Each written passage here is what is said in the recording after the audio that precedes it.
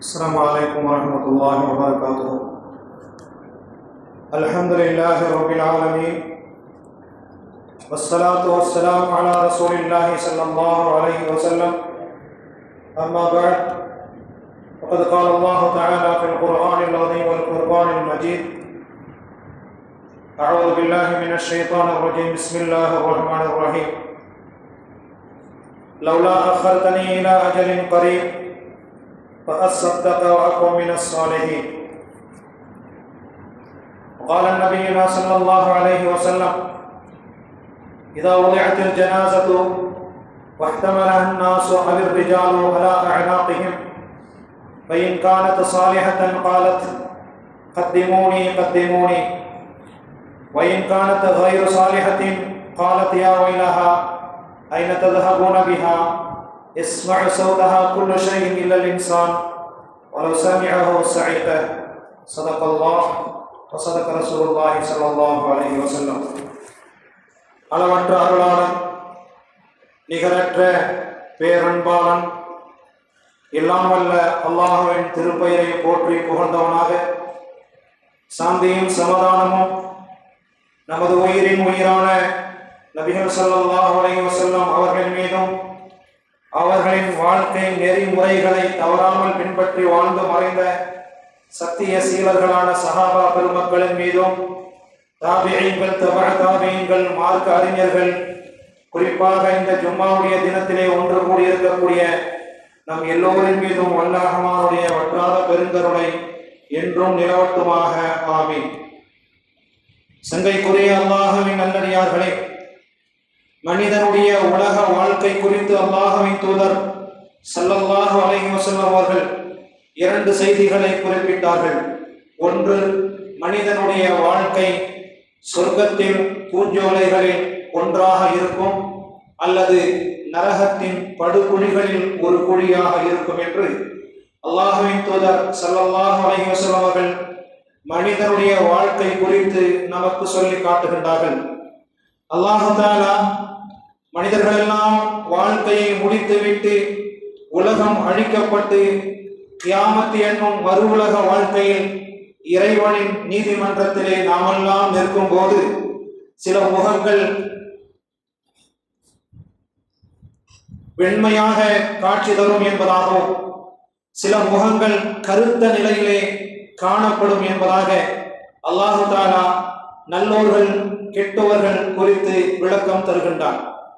மட்டுமல்லாமல் நல்லோர்கள் உயர்ந்த சொர்க்கத்திலே வசிக்க காண்பீர்கள் நீங்கள், கெட்டவர்கள் நரக படுகொலி என்னும் நரகத்திலே தள்ளப்படுவார்கள் என்ற செய்தியையும் அல்லாஹ் தஆலா சொல்லக்கூடிய இந்த வசனத்தில் நல்ல வாழ்க்கை வாழ்ந்த நல்ல மக்களையும் கெட்ட வாழ்க்கை வாழ்ந்த கெட்ட மனிதர்கள் குறித்தும் அல்லாஹ் தஆலா திருக்குர்ஆனிலே சொல்லி காட்டுகின்றார்.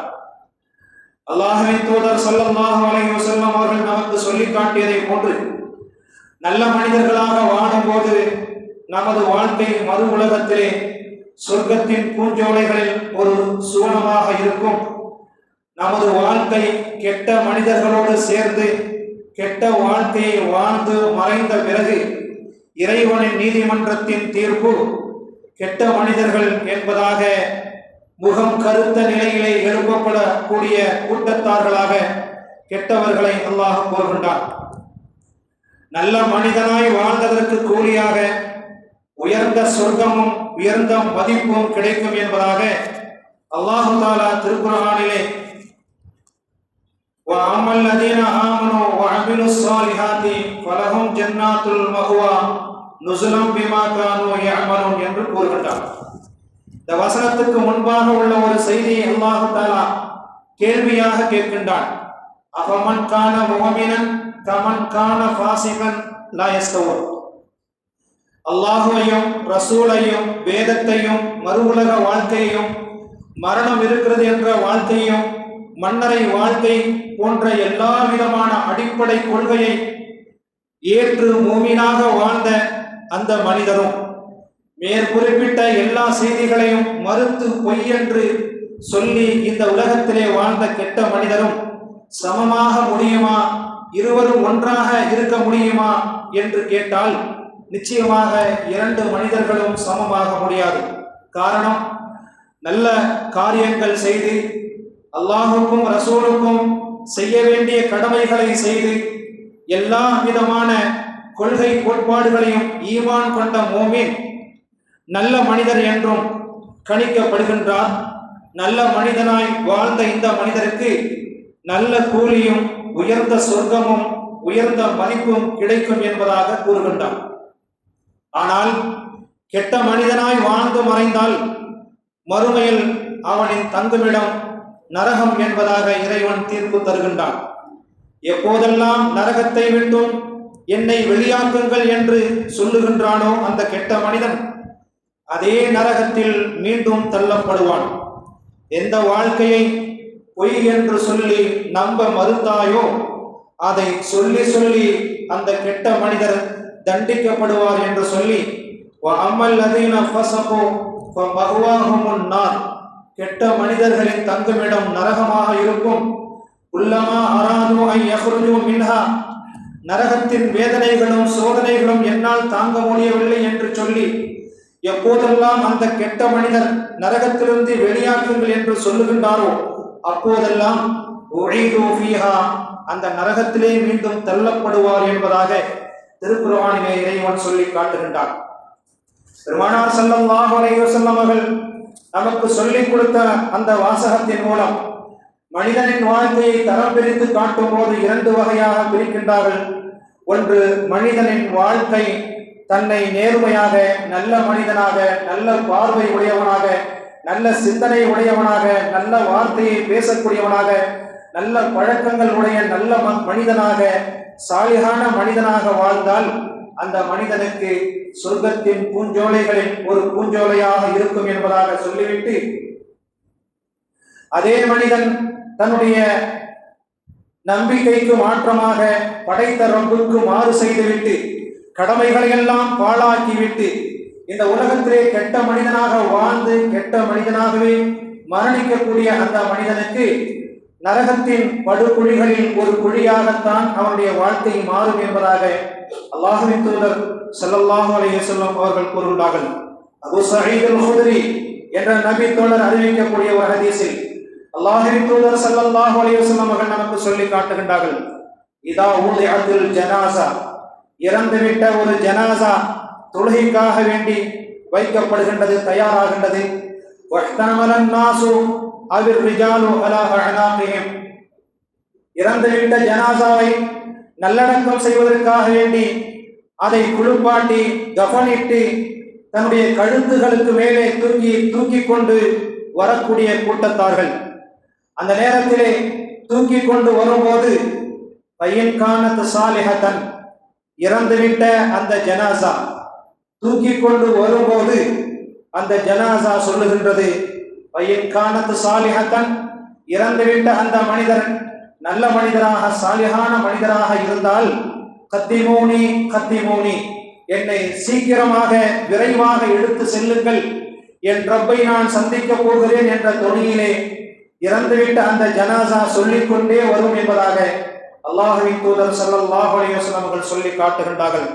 ஆனால் சுமந்து கொண்டு வரக்கூடிய அந்த ஜனாசா வயன் கானத் கைர சாலிஹத்தின், சாலிஹான ஜனாசாவாக, நல்ல அமல்கள் செய்த ஜனாசாவாக இல்லை என்றால் அது குழப்பக்கூடிய வார்த்தைகளையும் அல்லாஹ்வின் தூதர் ஸல்லல்லாஹு அலைஹி வஸல்லம் அவர்கள் நமக்கு சொல்லி காட்டுகின்றார்கள்.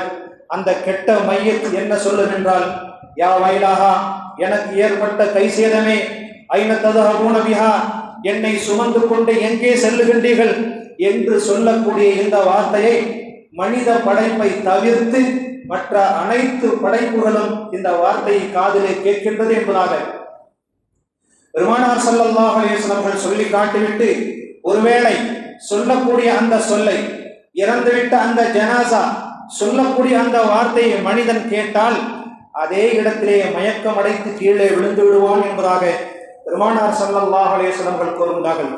ஆக உலகத்திலே வாழக்கூடிய வாழ்க்கை நல்ல வாழ்க்கையாக இருந்தால் என்ன நமக்கு கிடைக்கும் என்ற உத்தரவாதத்தை பெருமானார் ஸல்லல்லாஹு அலைஹி வஸல்லம் அவர்கள் நமக்கு சொல்லி காட்டுகின்றார்கள்.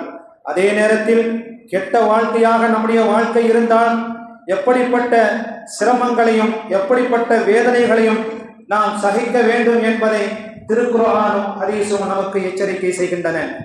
அம்மாமன் சகுலத்து மவாசீனுஹு, எவருடைய வாழ்க்கை நல்ல வாழ்க்கையாக அமைய பெற்று மறு உலக வாழ்க்கையிலே அவரின் நன்மை தீமைகள் நிறுக்கப்படக்கூடிய அந்த கட்டத்தில் அவருடைய நன்மை எடையில் கனத்துவிட்டால் அவர் சந்தோஷமான வாழ்க்கையிலே இருப்பார் என்பதாகவும்,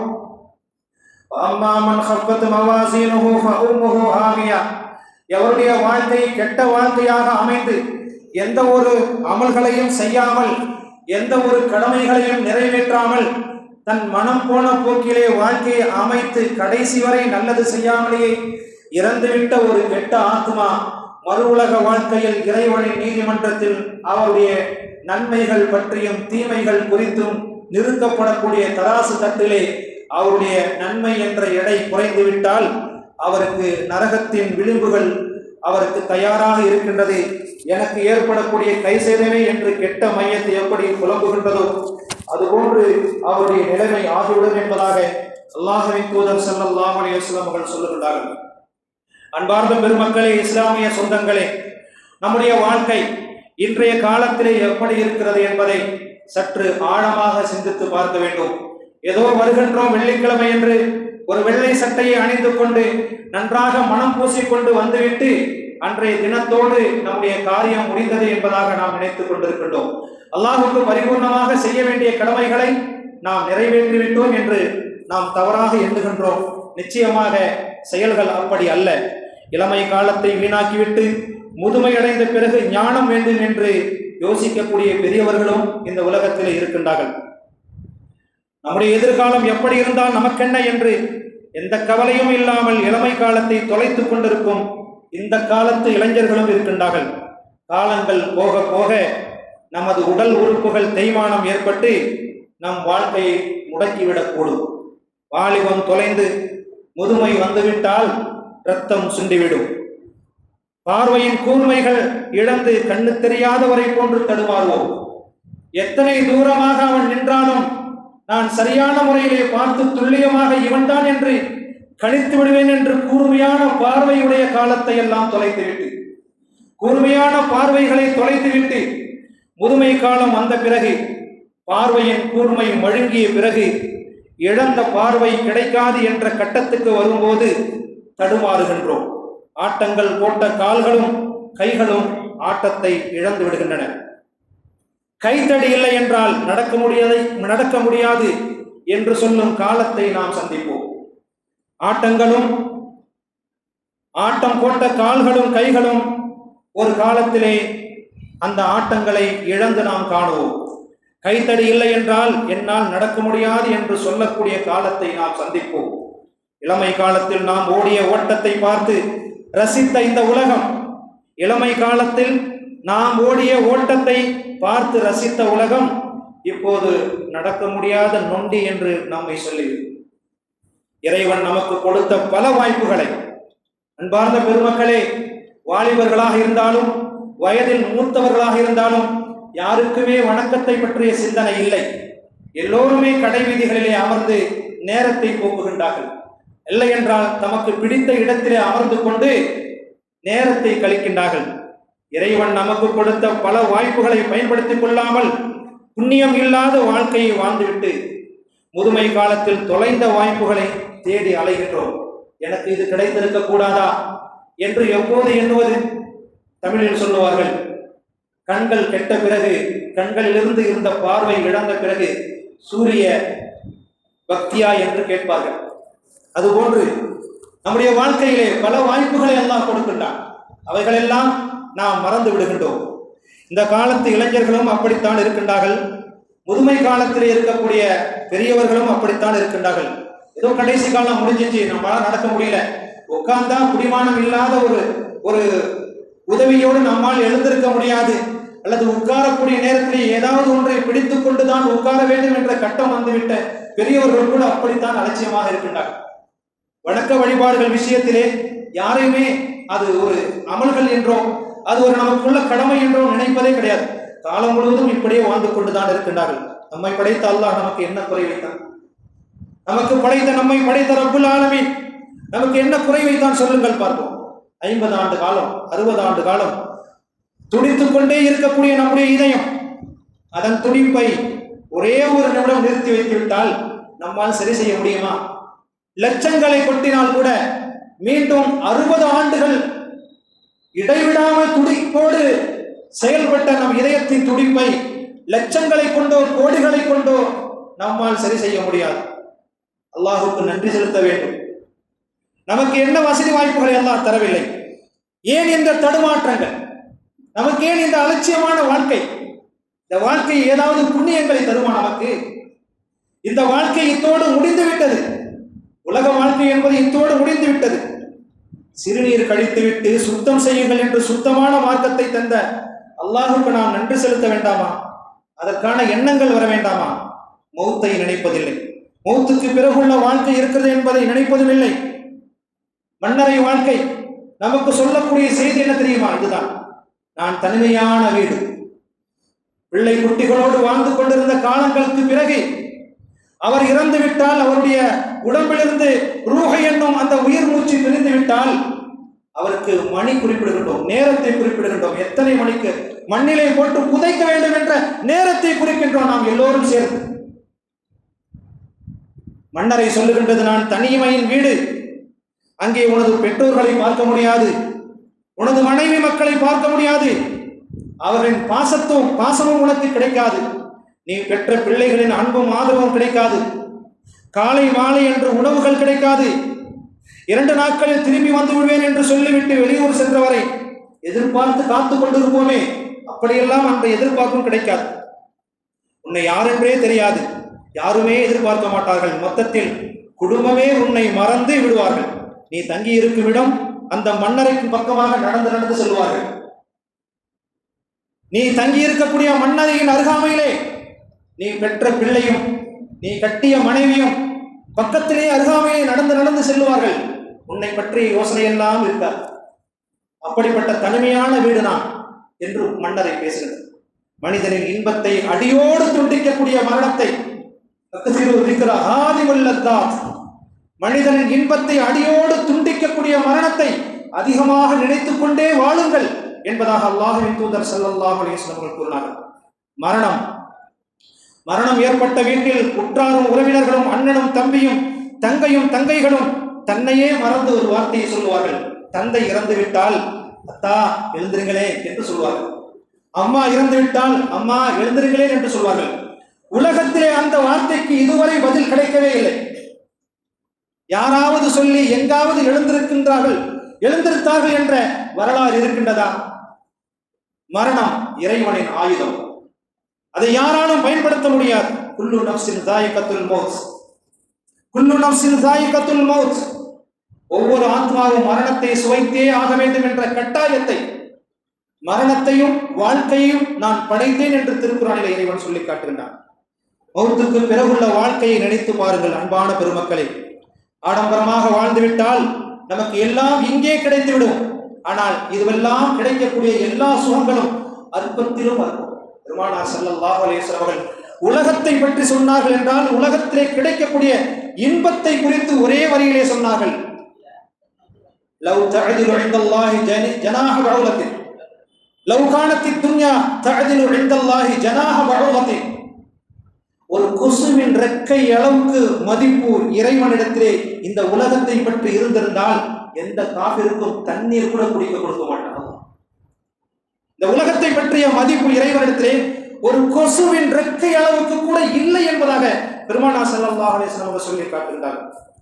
நம்மிடத்திலே நமக்காக வேண்டி அல்லாஹ் செய்திருக்கக்கூடிய அருள் வளங்களை நாம் எண்ணி பார்க்க வேண்டும். இங்கே நிறைய தவறு செய்கின்றோம் அருமையான பெருமக்களே. வணக்க வழிபாடுகளிலே நாம் அலட்சியப்படுத்துகின்றோம், அசால்ட்டாக இருக்கின்றோம், நம்மை நாமே ஏமாற்றிக் கொள்கின்றோம். 20 வயது இளைஞன் 30 வருடத்துக்கு முன்னால் பிறந்திருந்தால் எந்த சுகத்தையுமே பார்த்திருக்க முடியாது. 20 வயது இளைஞன், இன்றைய காலத்து இளைஞன், 20 வயதை தாண்டி இருக்கக்கூடிய இளைஞன் 30 வருடத்துக்கு முன்னால் அவன் பிறந்திருந்தால் இப்போது கிடைக்கக்கூடிய ஒரு சுகத்தை கூட அவன் அனுபவித்துக் கொண்டிருக்க முடியாது. பஸ்ஸுக்கு போனோமா 1 மணி நேரம் நிற்கணும். யாருக்காவது வெளிநாட்டில் இருக்கக்கூடியவர்கிட்ட பேசணுமா 25 நாள் கழிச்சு தான் பதில் கிடைக்கும் அவனுக்கு லெட்டர் மூலமா. ஏதாவது ஒண்ணு செய்யணுமா பல 10 வருடங்கள், அதாவது 1 வாரம் 1 மாதங்கள் ஆகும். ஆனால் இந்த காலத்திலே நினைத்த உடனே அவர் பல 1000 மைல்களுக்கு அப்பால் இருந்தால் கூட நேரடியாக பார்த்து பேசக்கூடிய எல்லா கருவிகளையும் அல்லாஹ் கொடுத்து விட்டார். எல்லா வாகன வசதிகளையும் நமக்கு கொடுத்து விட்டார். இன்றைய காலத்து இளைஞர்கள் நன்றாகவே அனுபவிக்கின்றார்கள். ஆனால் நன்றி செலுத்த மறக்கின்றார்கள். கடைசி நேரத்திலே உயிர் மூச்சு தொண்டைக்குழியை அடையும் நேரத்தில், சக்கராத்துடைய நேரத்தில் மனிதன் என்னவெல்லாம் புலம்புவான் தெரியுமா? லவ்லா அஹ்ர்தனி இலா அஜலின் கரீம். 1 மணி நேரம் அல்ல, அரை மணி நேரம் அல்ல, 10 நிமிடம் கூட இறைவா, 10 நிமிடம் கூட எனக்கு இறைவா. தொண்டை குழியை அடைந்து விட்டது. அவன் உள்மூச்சு, அவன் உயிர் மூச்சு வெளியாவதற்காக வேண்டியுள்ள கட்டத்தை நெருங்கிவிட்டான். அவன் மரணிப்பதற்காக வேண்டி நெருங்கிவிட்டான். மரணத்தை சந்திக்க போகின்றான். தொண்டை குழியை அடையக்கூடிய நேரத்திலே மனிதன் சொல்லுவான், லவ்லா அஹ்ர்தனி இலா அஜலின் கரீம். கொஞ்ச காலம் என்னை நீ பிற்படுத்தி வைத்திருந்தால் அகூனன்ன மினஸ் சாலிஹீன், நான் சதக்கா செய்வேன், சாலிகானவனாக ஆகிவிடுவேன் என்றெல்லாம் புலம்புவான் என்பதாக திருக்குர்ஆன் சொல்லி காட்டும். அந்த புலம்பல்கள் எடுபடாது. அன்பான பெருமக்களே, நமக்கு வாழ்க்கை இருக்கின்றது, கை கால் சலாமத்து இருக்கின்றது, உடல் தெம்பு இருக்கின்றது, வாலிபம் இருக்கின்றது. எல்லாவற்றையும் பயன்படுத்தக்கூடிய எல்லா விஷயங்களுக்கும் பயன்படுத்துவதை போன்று ரப்புல் ஆலமீனை வணங்குவதற்கு பயன்படுத்துங்கள். பள்ளிவாசலை அனாதைகளாக விடாதீர்கள். இந்த சாபம் ஒவ்வொரு குடும்பத்தையும் சேர்ந்து பள்ளிவாசல்களை அனாதையாக விடக்கூடாது. நம் வீட்டை எப்படி அலங்காரம் செய்கின்றோமோ அதை விட பல மடங்கு அல்லாஹ்வுடைய வீட்டை அலங்காரம் செய்ய வேண்டும். இபாதத் என்றும், தொழுகை என்றும், நஃபில் என்றும், வணக்கங்கள் என்றும் எல்லாவற்றையுமாக சேர்த்து பள்ளிவாசலை அலங்காரம் செய்ய வேண்டும். அல்லாஹு தஆலா 5 நேர தொழுகை தவறாமல் தொழக்கூடிய பாக்கியத்தையும் அப்பேற்பட்ட குடும்பங்களாக நம் குடும்பத்தையும் அல்லாஹ் ஆக்கி அருள் புரிவானாக. ஆகிரு தஅவானா அல்ஹம்துலில்லாஹி ரப்பில் ஆலமீன். அஸ்ஸலாமு அலைக்கும் வரஹ்மத்துல்லாஹி வபரகாத்துஹு.